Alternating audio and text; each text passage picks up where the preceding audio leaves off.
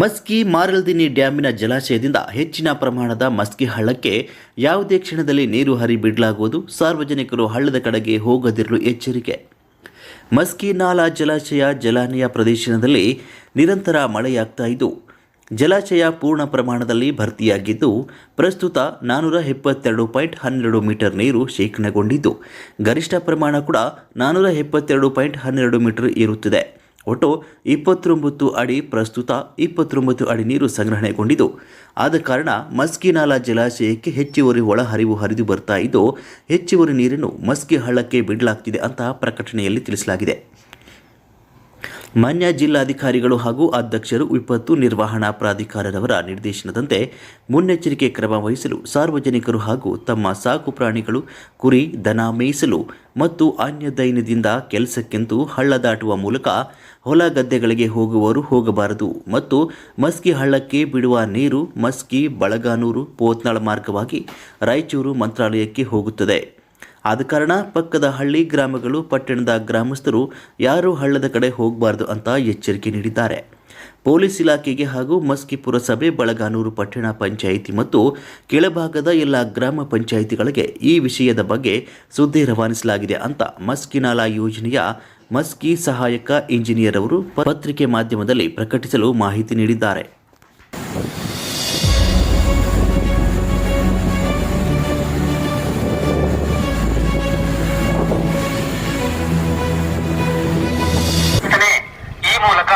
ಸಾರ್ವಜನಿಕರಲ್ಲಿ ತಿಳಿಪಡಿಸುವುದೇನೆಂದರೆ ಮಸ್ಕಿ ನಾಲಾ ಜಲಾಶಯದ ಜಲಾನಯನ ಪ್ರದೇಶದಲ್ಲಿ ಭಾರೀ ಮಳೆಯಾಗುತ್ತಿದ್ದು ಜಲಾಶಯ ಪೂರ್ತಿ ಪ್ರಮಾಣದಲ್ಲಿ ಭರ್ತಿಯಾಗಿದ್ದು ಇರುತ್ತದೆ.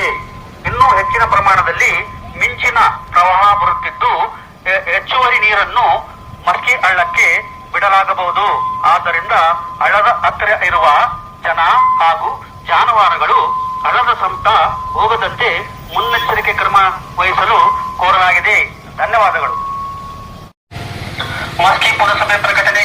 ಈ ಮೂಲಕ ಸಾರ್ವಜನಿಕರಲ್ಲಿ ತಿಳಿಪಡಿಸುವುದೇನೆಂದರೆ ಮಸ್ಕಿ ನಾಲಾ ಜಲಾಶಯದ ಜಲಾನಯನ ಪ್ರದೇಶದಲ್ಲಿ ಭಾರೀ ಮಳೆಯಾಗುತ್ತಿದ್ದು ಜಲಾಶಯ ಪೂರ್ತಿ ಪ್ರಮಾಣದಲ್ಲಿ ಭರ್ತಿಯಾಗಿದ್ದು ಇರುತ್ತದೆ.